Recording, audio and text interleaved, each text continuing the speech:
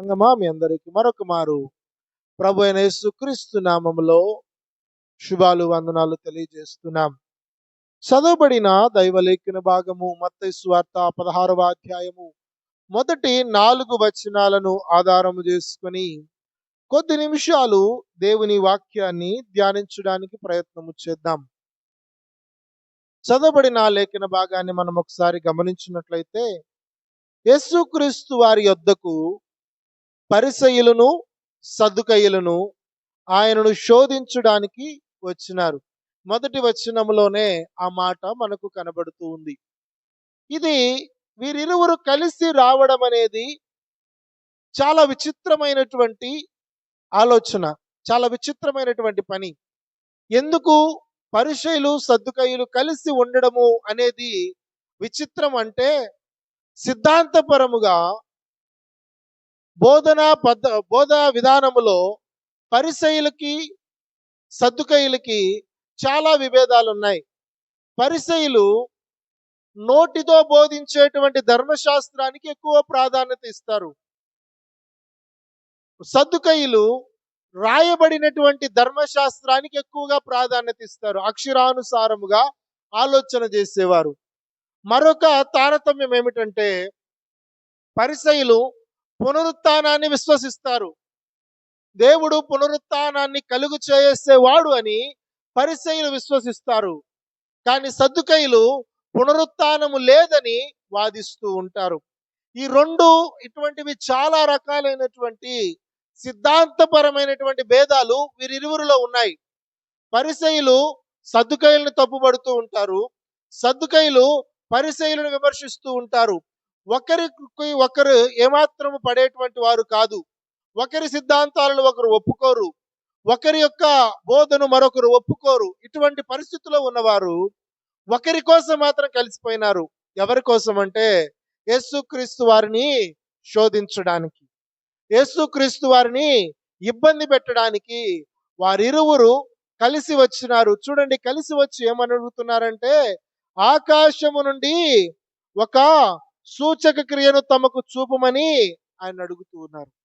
మాకు ఆకాశము నుండి ఒక సూచక క్రియ కావాలి అనగా, ప్రకృతి సంబంధమైనటువంటి ఈ విషయాలలో నుండి ఒక సూచక క్రియ చెయ్యి, ఒక మిరాకిల్ చెయ్యి. ఎవరు చేయలేనిది, ఎవరు చేయనిది, ఎవరు చేయడానికి కూడా సాధ్యపడినటువంటి ఏదైనా ఒక పనిని, ఒక విచిత్రమైనటువంటి దానిని, ఒక అద్భుతాన్ని మాకు చేసి చూపించమని యేసుక్రీస్తు వారిని అడుగుతూ ఉన్నారు. వెంటనే యేసుక్రీస్తు వారు ఇచ్చినటువంటి సమాధానాన్ని మనం ఒకసారి గమనించినట్లయితే, 2వ వచనాన్ని మనం గమనిస్తే, సాయంకాలమున మీరు ఆకాశము ఎర్రగా ఉన్నది గనుక వర్షము కురియదనియు, ఉదయమున ఆకాశము ఎర్రగాను మబ్బుగాను ఉన్నది గనుక నేడు గాలివాన వచ్చుననియు చెప్పుదురు గదా.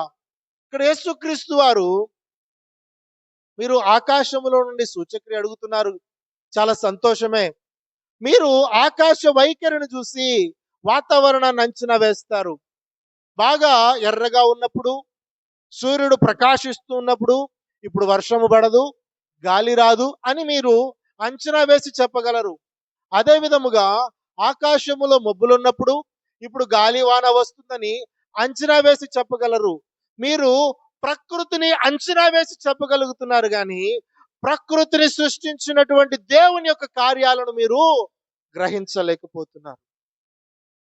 ప్రకృతిని సృష్టించినటువంటి దేవుణ్ణి విశ్వసించడము, ఆయన మీద నమ్మకాన్ని కలిగి ఉండడము మరిచిపోతూ, ప్రకృతిని అంచనా వేయడము, ప్రకృతి సూచనలను బట్టి జరగబోవు దాన్ని మీరు ఆలోచన చేస్తూ ఉన్నారు, కానీ ఈ ప్రకృతిని కలుగు చేస్తున్నటువంటి దేవుని కార్యాలను మాత్రం మీరు గుర్తెరగటలేదు.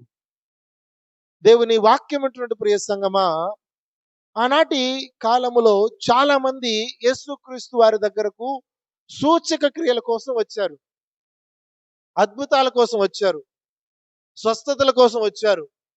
చాలా మంది ఆయన ఏదన్నా అద్భుతం చేస్తే చూడాలని, లేకపోతే ఆయన ఏమన్నా ఆహారం పెడితే తిందామని, ఇటువంటి చాలా రకాలైనటువంటి ఆలోచనలతోటి యేసుక్రీస్తు వారి దగ్గరికి వచ్చారు. కానీ చాలా కొద్ది మంది మాత్రమే ఆయనలో నుండి రక్షణను పొందుకోవడానికి, ఆయనందు విశ్వాసం ఉంచి రక్షణ పొందుకోవడానికి ఆశ కలిగి ఆయనను వెంబడించున్నారు. చాలా మంది అద్భుతాలు పొందుకున్నారు, స్వస్థతలు పొందుకున్నారు, గొప్ప కార్యాలను చూసినారు, ఆశ్చర్యక్రియలను చూశారు. ఆయన చనిపోయిన వారిని లేపుతుంటే చూశారు. ఆయన 5 రొట్టెలు 2 చేపలను 5,000 మందికి పంచడం చూశారు. అనేక అద్భుతాలు చేస్తూ చూశారు. కానీ యేసు క్రీస్తు వారిని బట్టి రక్షణలోనికి రావడానికి మాత్రము వారి ఆత్మలను సిద్ధపరచుకోలేదు. మనము గమనించినట్లయితే దేవుని వాక్యం ఏమి తెలియజేస్తూ ఉందంటే, సూచక క్రియ అనేది మనిషిని రక్షించలేదు. మనిషి అంటే గమనించాలండి, మనిషి అంటే శరీరము కాదు, ఆత్మ. చూడండి, సూచక క్రియ అనేది శరీరానికి అవసరమైనది. సూచక్రియ అనేది మన దేహానికి అవసరమైనది. దేహం అనేది శాశ్వతము కాదు. దేహం అనేది ఒకానొక దినాన విడిచిపెట్టవలసిన వారమై ఉన్నాము. ఒకానొక దినాన అది సమాధిలోనికి వెళుతుంది. ఒకానొక దినాన అది మట్టితో పాటు కలిసిపోతుంది. కానీ ఆత్మ మాత్రము అనుగ్రహించినటువంటి దేవుని యొద్దకు వెళుతుంది. ఇప్పుడు మనము దేన్ని రక్షించుకోవడానికి ప్రయత్నం చేయాలి? దేని యొక్క రక్షణ కొరకు మనము ప్రయత్నము చేయాలి? దేహము యొక్క రక్షణ కొరక, లేకపోతే దేహము యొక్క సంరక్షణ కొరక, లేకపోతే ఆత్మ యొక్క రక్షణ కొరకు మనము పని చేయాలో ఒకసారి మనల్ని మనము పరిశీలన చేసుకోవాలి. అందుకని యేసుక్రీస్తు వారు సద్దుకయ్యులను పరీక్షలను ఉద్దేశించి అంటూ ఉన్నారు, మీరు ఆకాశ వైఖరిని ఎరుగుదురు గాని. చూడండి, మనం చదువుకున్న వాక్యాన్ని గమనించినట్లయితే 3వ వచనం తరువాతి ఆఖరి భాగాన్ని మనం గమనించినట్లయితే, మీరు ఆకాశ వైఖరిని వివేచింపనెరుగుదురు గాని ఈ కాలములను సూచనలను వివేచింపలేరు. ఎన్నో దేవుని కార్యాలు జరుగుతున్నాయి, ఎన్నో బోధలు జరుగుతున్నాయి.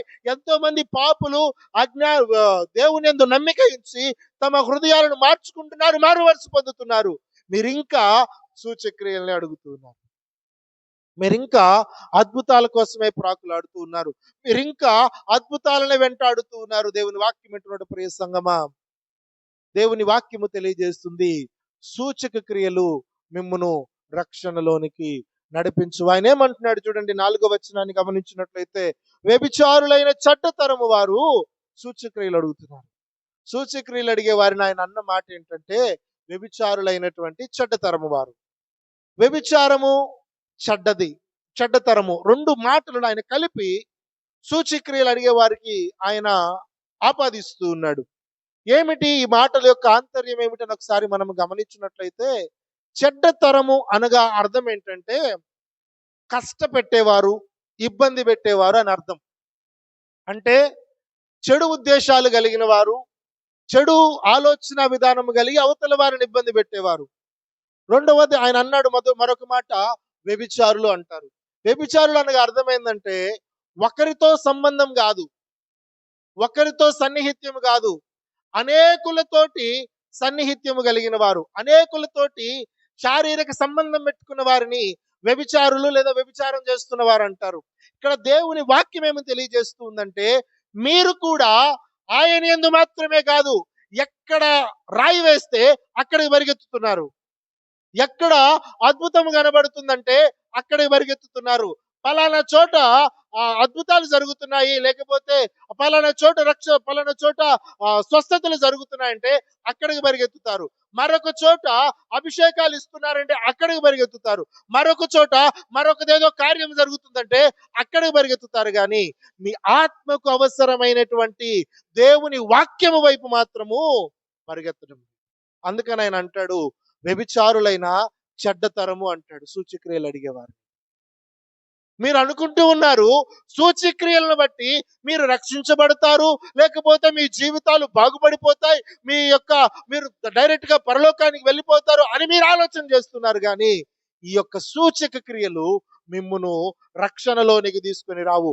కేవలము మారు మనసు పొందిన హృదయము మాత్రమే మిమ్మును రక్షణలోనికి నడిపిస్తుంది. పశ్చాత్తాపపడిన హృదయం మాత్రమే మిమ్మల్ని రక్షణలోనికి నడిపిస్తూ ఉంది. సూచక్రియలు జరిగితే, అద్భుతాలు జరిగితే, దేవుని వాక్యం అంటున్న ప్రియ సంగమా, దాన్ని బట్టి మనం ఎంత మాత్రమును రక్షించబడవు. నేటి క్రైస్తవ సమాజము, సంఘము కూడా సూచక్రియల వైపే పరిగెత్తుతున్నారు. అద్భుతాల వైపే పరిగెత్తుతున్నాము. లేకపోతే మరొక కార్యాలు చదవాలి. నేను మందిరానికి వస్తే నా అప్పులు తీరిపోవాలి. నేను మందిరానికి వస్తే లేకపోతే పలానా పాస్టర్ గారు ప్రార్థన చేస్తే నాలో ఉన్న రోగం పోవాలి. విశ్వాసం ఉంచడం తప్పులేదు. విశ్వాసము కలిగి స్వస్థపరచబడడం తప్పులేదు. విశ్వాసము కలిగి అప్పులు తీర్చుకోవడం తప్పులేదు. విశ్వాసము కలిగి ఉద్యోగాలు పొందుకోవడం తప్పులేదు. కానీ వాటినే ఎక్కువగా ప్రాధాన్యత ఇచ్చి నీ ఆత్మను సరి చేసుకోకపోతే, అద్భుతాలకే సూచక్రియలకు ఎక్కువ ప్రాధాన్యత ఇచ్చి నీ ఆత్మను పశ్చాత్తాపంలోనికి నడిపించుకోలేకపోతే అది ఏ మాత్రము నిన్ను రక్షణలోనికి నడిపించదు. దేవుని వాక్యము తెలియజేస్తుంది, వ్యభిచారులైనటువంటి చెడ్డతరము వారు సూచక్రియలు అడుగుచూ ఉన్నారు. సూచక్రియల కోసము, అద్భుతాల కోసము, గొప్ప కార్యాల కోసం చూస్తూ ఉన్నారు. అవి వారిని రక్షించదు. మరి ఏది రక్షిస్తుందంటే ఆయన అంటున్నాడు చూడండి, ఏది వారికి అనుగ్రహించినటువంటి సూచక క్రియ అంటే ఆయన అంటూ ఉన్నాడు, యోనాను గూర్చిన సూచక క్రియే గాని మరి ఏ సూచక క్రియ అయినను వారికి అనుగ్రహింపబడలేదు. యోనాను గురించినటువంటి సూచక క్రియ గాని మరి ఏది వారికి అనుగ్రహించలేదు. యోనా యొక్క సూచక్రియ యొక్క భావం ఏంటని మనం ఒకసారి ఆలోచిస్తే, యోనా ఆ యొక్క మత్స్యము చేత మృంగివేయబడ్డాడు. 3 దినాలు మత్స్యపు కడుపులో ఉన్నాడు. ప్రార్థన చేశాడు. తిరిగి ఆ యొక్క మత్స్యము కడుపులో నుండి 3 దినాల తర్వాత ఆయన బయటికి వచ్చినాడు. యేసు క్రీస్తు వారు మానవ పాప పరిహారార్థమై, మానవుల యొక్క పాపముల కొరకై ఆయన మన కొరకు శ్రమపడి చనిపోయి 3 దినాలు సమాధి చేయబడి 3వ దినమున తిరిగి మరణాన్ని జయించి పునరుత్థానుడై జయించినాడు. ఆ పునరుత్థాన అనుభవాన్ని, ఆ పునరుత్థాన శక్తిని విశ్వసించినట్లయితే నీకు కూడా రక్షణ అనేటువంటి ఆ యొక్క సూచక్రియలోనికి నడిపింపబడతావు. సూచక క్రియలు లేకపోతే అద్భుతాలు అనేవి మానవుని రక్షణలోనికి నడిపించవచ్చు. చూడండి, లూకా సువార్త 16వ అధ్యాయము, లూకా సువార్త 16వ అధ్యాయం 27వ వచనం నుండి 31వ వచనం వరకు మనం గాని గమనించగలిగితే, లూకా సువార్త 16వ అధ్యాయము 27వ వచనం నుండి 31వ వచనం వరకు, అప్పుడతడు, తండ్రి, నాకు 5 సహోదరులు ఉన్నారు. వారును ఈ వేదనకరమైన స్థలమునకు రాకుండా వారికి సాక్ష్యమిచ్చుటకై నా తండ్రి ఇంటికి వాని పంపవలనని నిన్ను వేడుకొనుచున్నాను. ఇక్కడ ధనవంతుడు అంటూ ఉన్నాడు. ధనవంతుడు లాజరు యొక్క ఉపమానములో మనం గమనిస్తే, ధనవంతుడు చనిపోయి ఆ నరకయాతన అనుభవిస్తూ ఉన్నాడు. లాజరు అబ్రహాము రొమ్మును ఆనుకొని విశ్రాంతి తీసుకుంటూ ఉన్నాడు.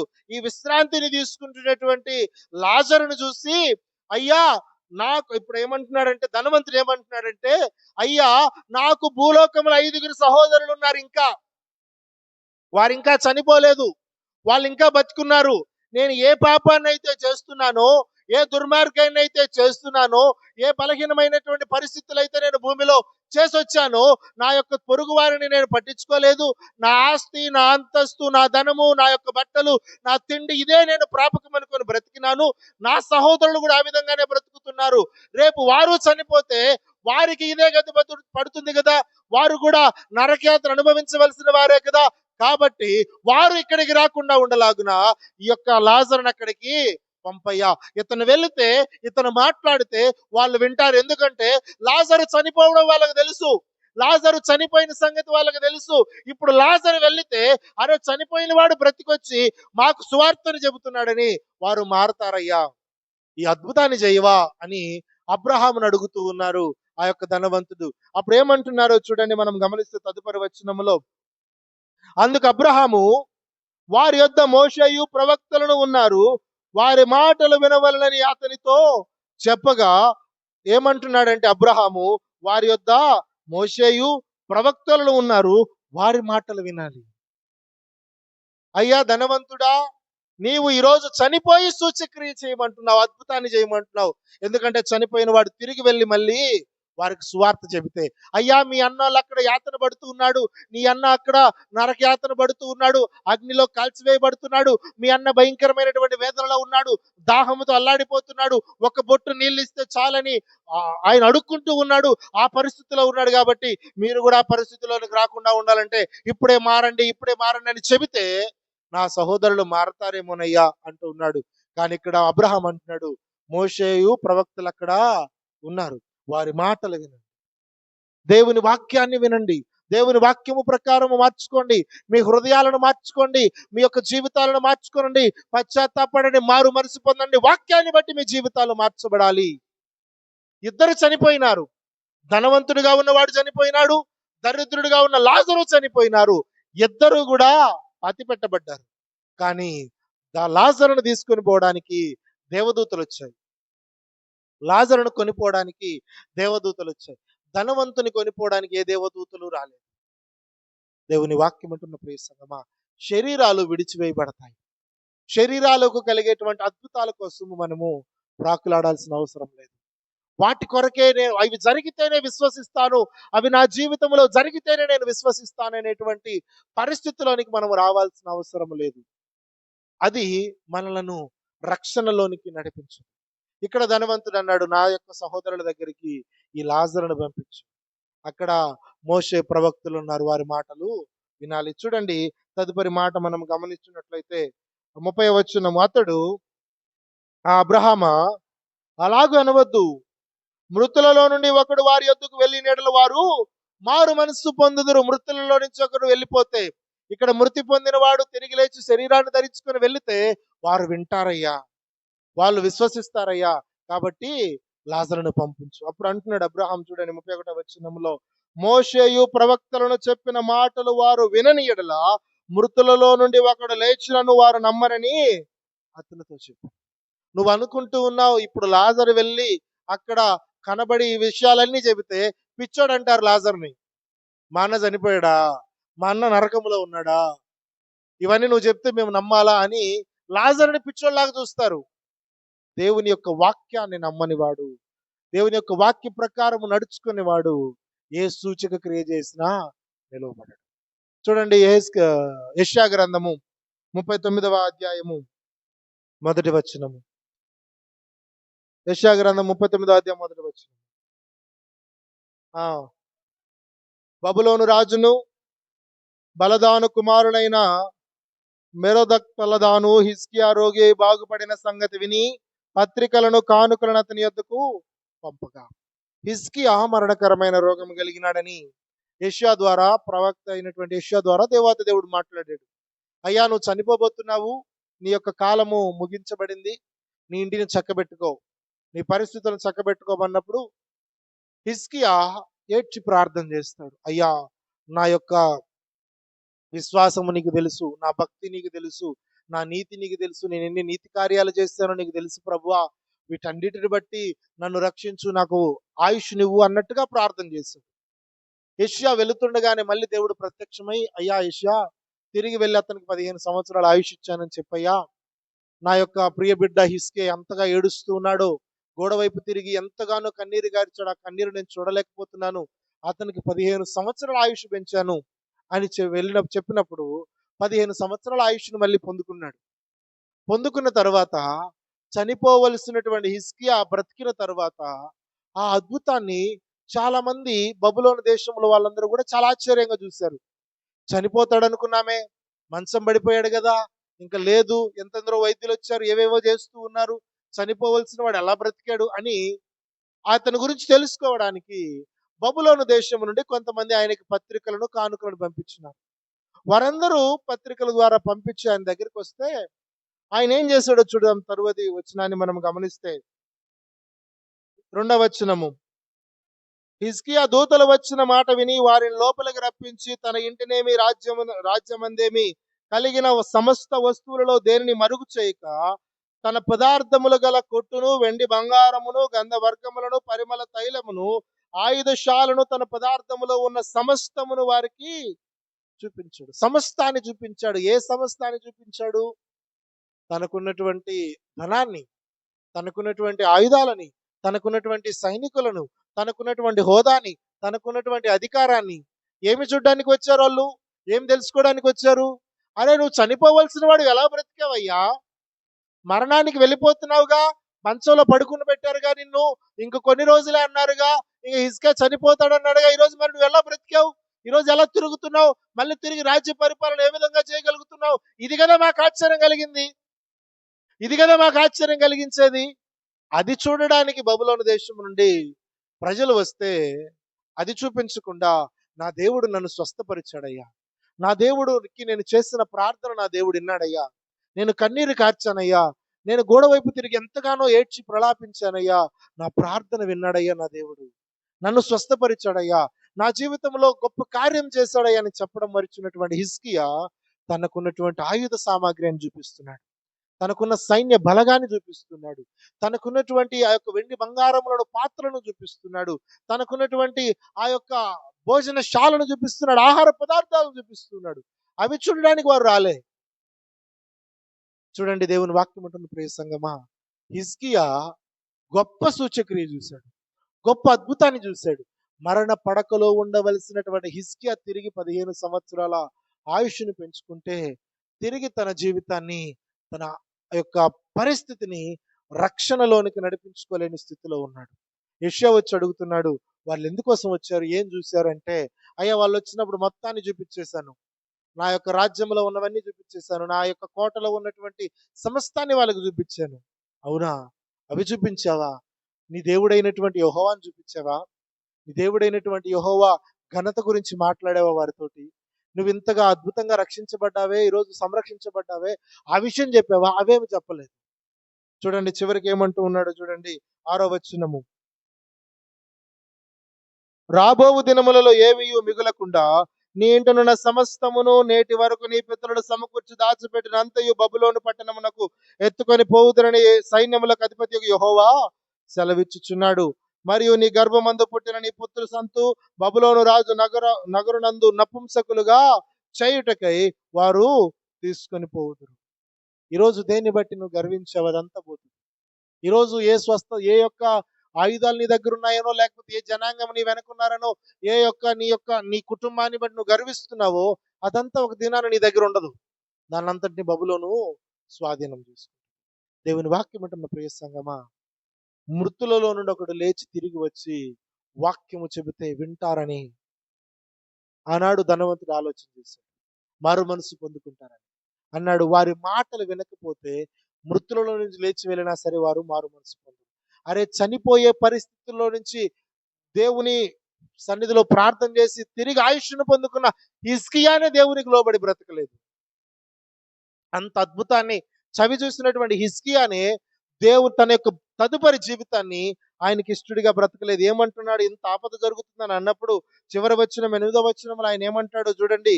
అందుకు హిజ్కియా, నీవు చేసిన యెహోవా ఆజ్ఞ చొప్పున జరుగుట మేలే, నా దినములలో సమాధాన సత్యములు కలుగును గాక. నా వరకు బాగుంటే చాలే, తరువాత జరిగేది నాకు అనవసరం. నేను చనిపోయిన తర్వాత ఏదైతే ఏమైంది, నేను చనిపోయి మరణించిన తర్వాత, పాతిపెట్టబడిన తర్వాత ఏదైతేనేముంది, ఈరోజు లోకమంతా అదే విధముగా ఆలోచిస్తుంది. బ్రతికి ఉన్నప్పుడు మన జీవితాలను సరిచేసుకోవడం మానేసి, మన ప్రవర్తనను సరిచేసుకోవడం మానేసి, చనిపోయిన తర్వాత ఏదైతే నాకేం తెలుస్తుంది? చనిపోయిన తర్వాత ఎవరు ఏడుస్తున్నారో, ఎవరు నా కొరకు కన్నీరు గారుస్తున్నారో నాకు తెలియదు. ఎవరు నాకు యొక్క శవం దగ్గరికి వచ్చి ఏడుస్తారో నాకు తెలియదు. ఎవరు నన్ను మోస్తారో నాకు తెలియదు. ఎవరు నా కుటుంబాన్ని ఆదరిస్తారో తెలియదు. నేను చనిపోయిన తర్వాత ఏం జరిగితే నాకేంటి? నాకు నచ్చినట్టుగా నేను బ్రతుకుతా. నాకు నచ్చినట్టుగా నేను జీవిస్తా. దేవుని వాక్యం ఉంటుంది ప్రియ సంగమా. ఆనాడు హిజ్కియా సూచక్రియలు పొందుకున్నాడు గాని, సూచక్రియలను అనుసరించి తన జీవితాన్ని రక్షణలోనికి నడిపించుకోవడంలో విఫలమైంది. అందుకనే యేసుక్రీస్తు వారు అన్నారు, వ్యభిచారులైన చెడ్డతరము వారు సూచక్రియలు సూచక్రియలు కావాలి. నూనె రాసి ప్రార్థన చేస్తే వెంటనే స్వస్థత రావాలి. అంతేగాని మా పాపాన్ని మేము ఒప్పుకోము. ప్రార్థన చేసిన వెంటనే మా యొక్క రోగం పోవాలి, కానీ మేము మారు మనసు పొందము.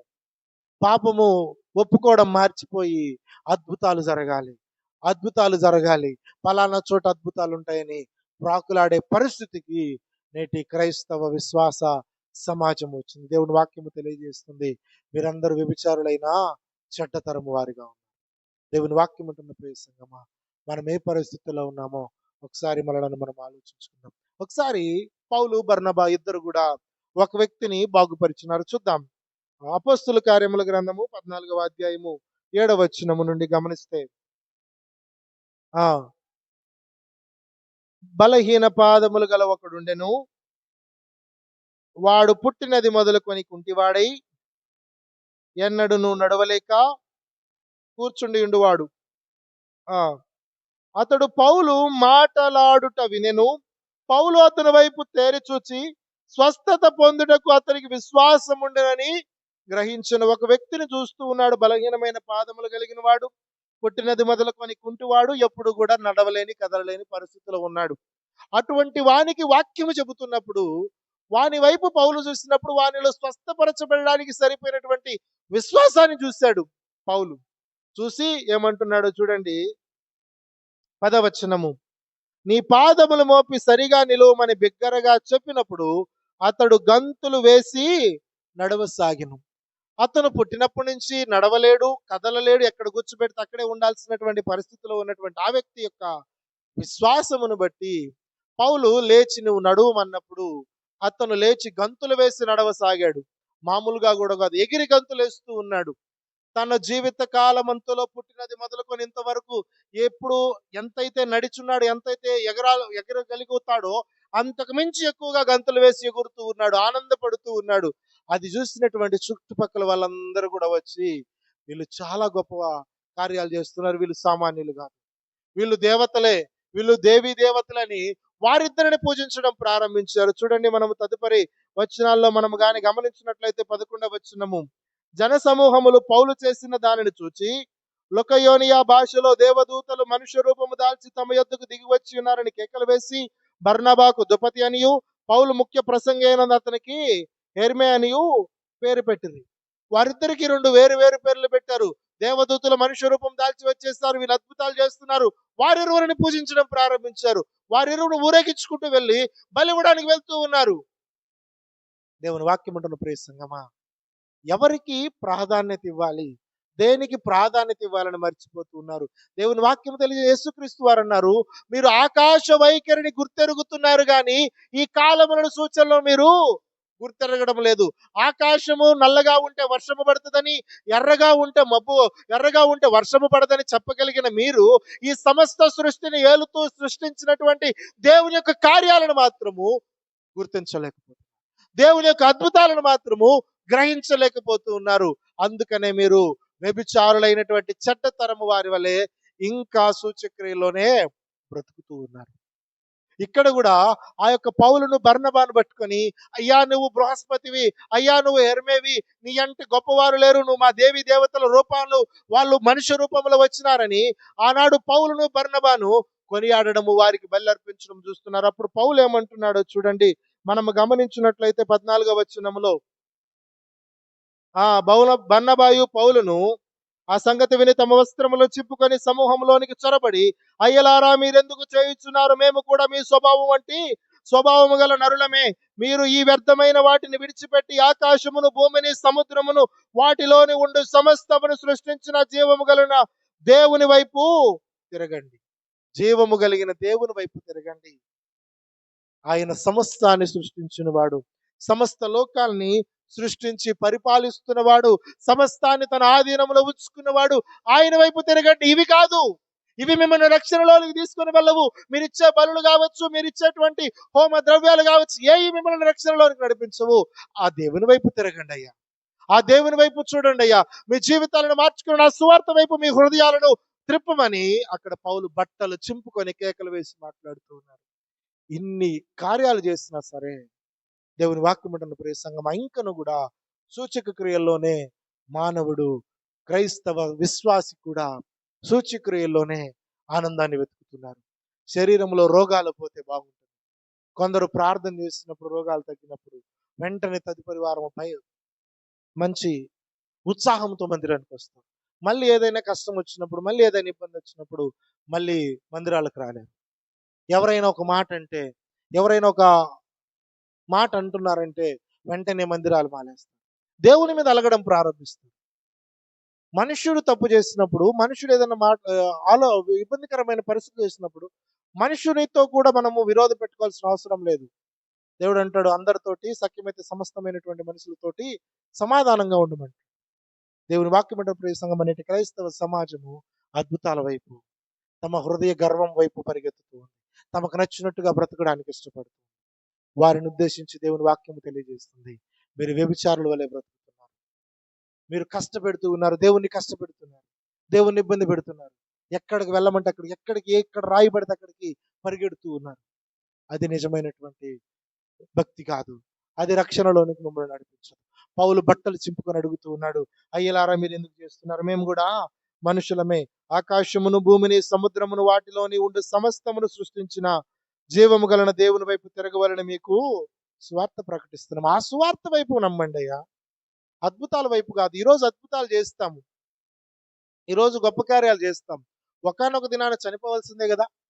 చనిపోయిన లాజరును యేసుక్రీస్తు వారు బ్రతికించున్నారు. లాజరు ఏమన్నా అలాగే బ్రతికున్నాడా? మళ్ళీ చనిపోలేదా? పాతి పెట్టబడలేదా? పాడి ముట్టి ఎందరినో ఆయన బ్రతికించున్నాడు. తిరిగి వాళ్ళు మళ్ళీ మరణాన్ని చూడలేదా? మరణంలోనికి వెళ్ళలేదా? ఏది ప్రాముఖ్యమైనది? శరీరము ప్రాముఖ్యమైనదా? శరీరం శాశ్వతమైనదా? మన ఆత్మ శాశ్వతమైనది. దాన్ని కాపాడుకోవడానికి ప్రయత్నించండి. అది నిత్య నరకాగ్నిలోనికి పోకుండా నిత్య జీవంలోనికి వెళ్ళడానికి తగినటువంటి మారు మనసును మన హృదయాలకు కలిగి ఉండాలి. విశ్వాసము కలిగి ఉండాలి. నమ్మకాన్ని కలిగి, పశ్చాత్తాపము, మారు మనసు కలిగినటువంటి హృదయం మనం కలిగి ఉండాలి. దేవుని వాక్యము వింటున్నటువంటి ప్రియ సంఘం, అటువంటి పరిస్థితిలోనికి మనం రావాలి. యాకోబు రాసినటువంటి పత్రిక 4వ అధ్యాయం 4వ వచనాన్ని మనం గమనిస్తే, యాకోబు రాసిన పత్రిక 4వ అధ్యాయం 4వ వచనం, వ్యభిచారునిలారా, ఈ లోక స్నేహము దేవునితో వైరమని మీరు ఎరుగరా? కాబట్టి ఎవడు ఈ లోకమును స్నేహము చేయగోరునో వాడు దేవునికి శత్రువగును. దేవుని యొక్క స్నేహాన్ని మరచి లోక స్నేహాన్ని ప్రేమిస్తూ ఉన్నాం. లోకము యొక్క ఆలోచనల ప్రకారము బ్రతుకుతూ ఉన్నాం. ఈ శరీరము తిరిగి మన్నులోనికి చేర్చబడేదే. ఈ శరీరము తిరిగి పాతి పెట్టబడేదే. దాని కొరకు మనము ప్రాకులాడాల్సిన అవసరం లేదు. దాని కొరకు మనము ప్రయాసపడాల్సిన అవసరం లేదు. దేవుని వాక్యం ఉంటున్న ప్రియ సంగమా, సూచక్రియలు జరిగితే ఏదో గొప్ప రక్షణ మన మీదకి వచ్చేస్తుందని ఆశపడుతూ ఉంటారు, ఆలోచన చేస్తూ ఉంటారు. చూడండి, యోహాను సువార్త, చివరిగా ముగించుకున్న యోహాను సువార్త 12వ అధ్యాయం 37వ వచనం.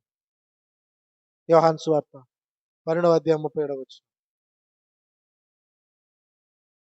యోహాను సువార్త 12వ అధ్యాయం 37వ వచనము.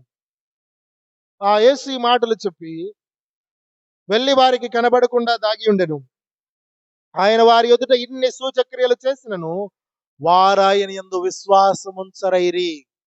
ఆయన ఎన్నో సూచక్రియలు చేసినా సరే విశ్వాసం ఉంచలేదు. మారు మనస్సు పొందడానికి ఎవరికి ప్రయత్నం? ఇంకా కొన్ని ఆయన సూచక్రియలు, ఇంకా యోహాను భక్తుడు అంటాడు, ఆయన చేసినటువంటి కార్యాలను వివరించి రాస్తే అవి ఈ లోకము కూడా సరిపోదు అంటాడు. ఇంకా ఆయన వారు అడిగిన తర్వాత ఇంకా సూచక్రియలు చేసినా సరే వాటిని బట్టి కూడా వారు నమ్మలేనటువంటి పరిస్థితి. నమ్మకూడదు, విశ్వసించకూడదని హృదయంలో బలంగా నాటుకుపోయినప్పుడు ఎన్ని అద్భుతాలు చేస్తే ఏం ప్రయోజనం? అద్భుతాల కోసమే యేసుక్రీస్తు వారి దగ్గరికి వస్తే, ఆయన దగ్గర ఆహారం దొరుకుతుందని యేసుక్రీస్తు వారి వెంబడిస్తే, ఆయన అంటాడయ్యా నేను నిన్ను వెంబడిస్తాను అన్నప్పుడు, నక్కలకు బొరియలు ఉన్నాయి, ఆకాశ పక్షులు గూటి స్థలాల్లో కానీ మనిషి కుమారుడికి తలవాల్చుకున్నట్టుకైనా స్థలము లేదు. ఒకవేళ నాతో ఉంటే ఏదో స్థలం ఉంటుందని, నాతో ఉంటే ఏదో ఆధిక్యత ఉంటుందని వస్తావు, అది నా దగ్గర దొరకదు అన్నప్పుడు వెంటనే అతను వెళ్ళిపోతాడు. దేవుని వాక్యం ఉంటున్న ప్రియ సంగమా, దేని కొరకు యేసుక్రీస్తు వారిని వెంబడిస్తున్నాం? దేని కొరకు యేసుక్రీస్తు వారిని నిజమైన రక్షకుడిగా అంగీకరించినాం? మన ఆత్మల రక్షణ కొరకు, నిత్య జీవము కొరకు. మారు మనస్సు పొందినటువంటి మన జీవితము నిత్య జీవములోనికి ప్రవేశించడానికి యేసుక్రీస్తు వారిని విశ్వసిస్తున్నాం. సూచక్రియలను బట్టి మనిషి రక్షణలోనికి రాలేడు. దాన్ని బట్టి మాత్రమే ఆధారం చేసుకుంటే, కేవలము సూచక్రియ చుట్టూనే తిరుగుతుంటే మనిషి రక్షణలోనికి రాడు. చనిపోయిన లాజరును తిరిగి లేపిన తర్వాత లాజరును బ్రతికించాడని చాలా మంది లాజరును చంపాలనుకున్నారు. అరే, లాజరుని బ్రతికించాడు కదా, మమ్మల్ని కూడా బ్రతికిస్తాడు, మా పాపాన్ని కూడా తీసివేస్తాడని యేసుక్రీస్తు వారిని నమ్మడం మానేసి ఈయన లాజరును బ్రతికించాడని లాజరును చంపడానికి మళ్ళీ ప్రయత్నం చేశారు. దేవుని వాక్యం ఉంటున్న ప్రియ సంగమా, అటువంటి హృదయాన్ని మనం కలిగి ఉన్నామేమో ఒకసారి మనల్ని మనం పరిశీలన చేసుకుందాం. సూచక్రియల కొరకు యేసుక్రీస్తు వారిని వెంబడిస్తున్నామేమో, లేకపోతే ఏదో గొప్ప పేరు రావాలని, కీర్తి ప్రతిష్టలు రావాలని ఆయన దగ్గరికి మనం వస్తున్నామేమో. అవేవి మనల్ని రక్షణలోనికి నడిపించాలి. యోనా సూచక్రియను పోలినటువంటి యేసుక్రీస్తు వారి శ్రమ, మరణ, పునరుత్థానములు మాత్రమే మనలను పరలోకంలోనికి నడిపించగలవు. ఆయన మన కొరకు శ్రమ పడ్డాడు, మన కొరకు చనిపోయాడు, మన కొరకై తిరిగి లేచాడు. అది మాత్రమే మనలను పరలోకములోనికి, నిత్య రాజ్యములోనికి నడిపించగలదు. దాన్ని మనము విశ్వసించడానికి సిద్ధపడాలి. అటువంటి కృపను పరిశుద్ధాత్మ దేవుడు మనందరికి అనుగ్రహించును గాక. ఆమేన్.